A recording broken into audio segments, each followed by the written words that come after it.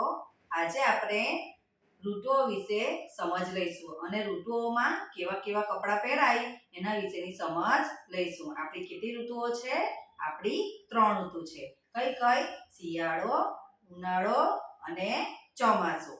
તો અત્યારે કઈ ઋતુ ચાલે છે? શિયાળો. શિયાળામાં કેવા કપડાં પહેરવા જોઈએ?